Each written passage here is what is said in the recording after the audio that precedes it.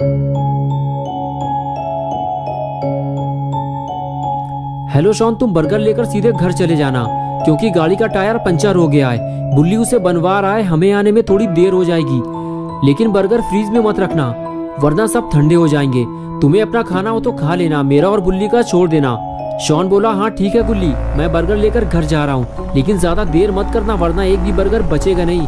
तुम्हें पता है ना कि शॉन कितना बड़ा चटोरा है। बर्गर मेरे सामने रहेंगे तो मैं अपने आप को ज्यादा देर तक रोक नहीं पाऊंगा, समझ गया ना तुम।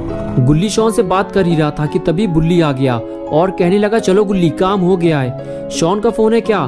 गुल्ली बोला हाँ बर्गर मिल गए हैं उसे, वो घर लेकर जा रहा है। बुल्ली ने कहा गुल्ली तुम उससे कह दो स्कूटर चलाते हुए बात मत करो, एक्सीडेंट बहुत होते हैं इससे, और मौसम भी कुछ ठीक नहीं लग रहा है, जितने जल्दी हो सके घर चले जाओ। बुल्ली ने जो कुछ भी गुल्ली से कहा गुल्ली ने शॉन से बता दिया।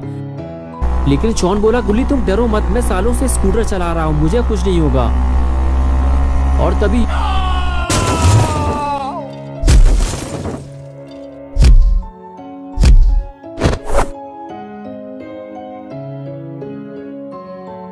हेलो हेलो, ये क्या हुआ? शॉन का फोन अचानक से स्विच ऑफ हो गया, बैटरी चली गई होगी उसकी। चलो गुल्ली शॉन के आने से पहले हमें घर पहुंचना होगा वरना हमारे बर्गर खतरे में पड़ जाएंगे। और फिर गुल्ली और बुल्ली दोनों अपनी गाड़ी की तरफ जाने लगे। गुल्ली बोला मुझे लगता है बुल्ली कहीं शॉन ने अपना फोन तो नहीं गिरा दिया। बुल्ली ने कहा हाँ हो सकता है गुल्ली, गाड़ी चलाते हुए बात करोगे तो ये तो होगा ही, मैंने मना तो किया था उससे। और इस तरह बातें करते हुए गुल्ली बुल्ली अपनी जीप लेकर वहां से चले गए। और इधर घंटों तक शॉन वहीं बेहोश पड़ा रहा और रात हो गई।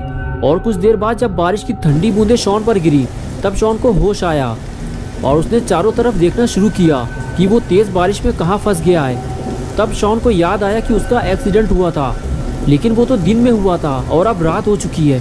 इसका मतलब ये है कि मुझे यहाँ पड़े हुए कई घंटे हो चुके हैं। शॉन उठकर खड़ा हुआ तो उसे पता चला कि उसके पैर में तेज दर्द हो रहा है, उसे पैर में चोट लगी है, उसे किसी को मदद के लिए बुलाना होगा। लेकिन यहाँ आसपास तो कोई नहीं है। अगर शॉन को गुल्ली और बुल्ली की मदद चाहिए तो उसे अपना फ़ोन ढूंढना होगा। और शॉन अपना फ़ोन ढूंढने निकल पड़ा। अरे बाप रे, यहाँ तो इतनी बड़ी बड़ी झाड़ियाँ उगी हुई हैं, यहाँ मुझे फ़ोन मिलेगा कैसे? चारों तरफ तो जंगल है, पता नहीं मेरा फ़ोन हाथ से छूटकर कहाँ चला गया। काश मैंने गुल्ली की बात मान ली होती तो ऐसा नहीं होता। लगता है आज की रात मुझे इस जंगल में गुजारनी होगी, वो भी अकेले। गुल्ली बुल्ली भी मेरी मदद नहीं कर पाएंगे क्योंकि उन्हें पता ही नहीं है कि मैं कहाँ हूँ। और अपना ये स्कूटर भी टेढ़ा मेढ़ा हो गया है, अब मैं घर कैसे जाऊँगा?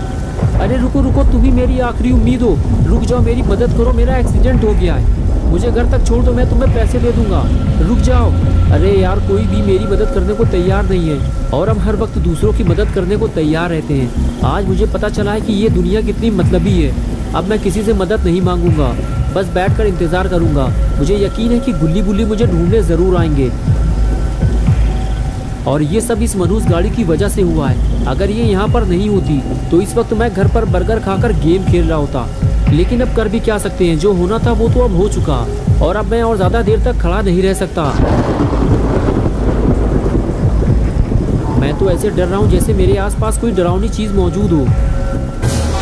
अरे ये क्या है? ये तो किसी इंसान का सड़ा हुआ हाथ है, कोई गाड़ी के नीचे दबकर मर चुका है। ये जगह कुछ ठीक नहीं लग रही, मुझे यहाँ से निकल लेना चाहिए।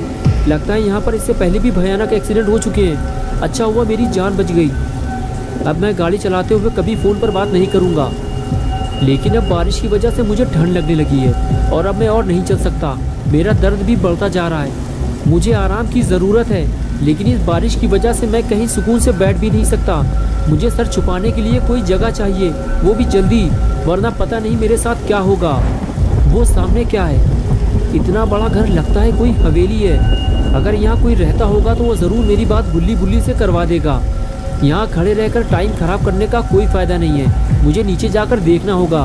अगर यहाँ भी किसी ने मेरी मदद नहीं की तो शायद आज की रात मेरी आखिरी रात होगी। और जब गुल्ली बुल्ली मुझे ढूंढते हुए यहाँ तक आएंगे तो उन्हें सिर्फ मेरी लाश मिलेगी और कुछ नहीं। ये जगह कितनी अजीब लग रही है, लगता है यहाँ कोई रहता ही नहीं है। चारों तरफ बड़ी बड़ी झाड़ियाँ और कूड़ा कबाड़ फैला हुआ है। देखकर तो ऐसा ही लग रहा है कि ये जगह सालों से वीरान पड़ी हुई है। ये आवाज़ कैसी थी? अरे ये तो बिल्ली है, इसने मुझे डरा दिया। ए काली बिल्ली, आओ मेरे पास आओ। तुम्हें पता है ना कि शॉन जानवरों से कितना प्यार करता है। अरे तुम तो डर कर भाग गई, मैं तुम्हें कोई नुकसान नहीं पहुंचाऊंगा। इस वक्त मेरे पास कोई खाना नहीं है, वरना मैं तुम्हें दे देता। अरे मेरे बर्गर का बैग भी खो गया।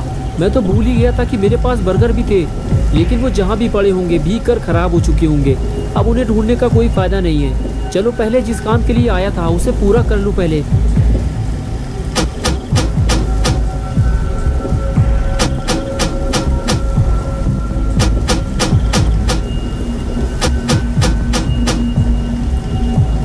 लगता है मैं गलत जगह आ गया हूँ। आज मुझे पता चला है कि छोटी सी लापरवाही से कितना बड़ा नुकसान हो सकता है। अब मैं रोने के अलावा कर भी क्या सकता हूँ। अरे ये क्या हुआ, गेट खुल गया।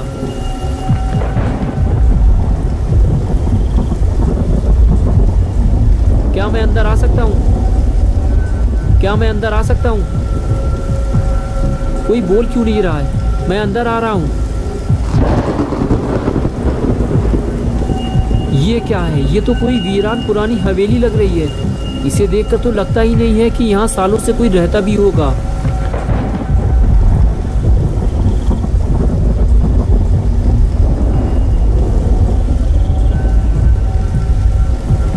अगर यहाँ कोई रहता ही नहीं है तो फिर आखिर ये गेट किसने खोला?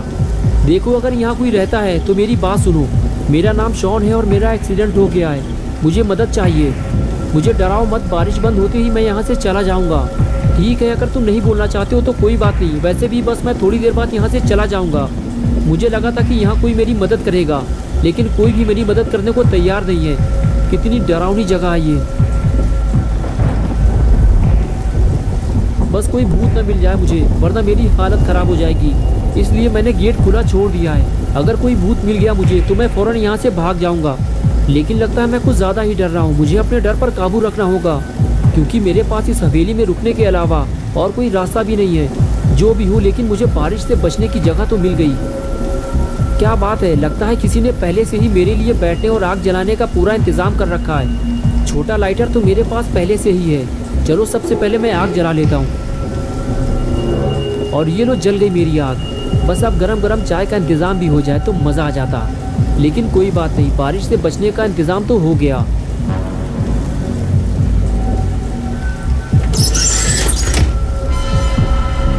ये कैसी आवाज़ है? कौन है वहाँ पे?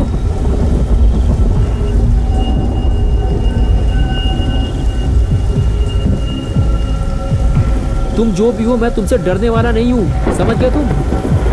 शॉन ऊपर से दिखाना नहीं चाहता, लेकिन अंदर से वो बेहद डरा हुआ है। दोस्तों, क्या होगा अब शॉन का? इस हवेली में आने की शॉन क्या कीमत चुकाएगा? बुल्ली बुल्ली शॉन को यहाँ से ले जाएंगे या फिर शॉन यहीं मर जाएगा? ये सब हम देखेंगे पार्ट 2 में। तो दोस्तों, अगर आप पार्ट 2 देखना चाहते हो तो इस वीडियो को लाइक करें और चैनल को सब्सक्राइब करें। बेल आइकॉन प्रेस करके ऑल नोटिफिकेशन ऑन करना ना भूलें।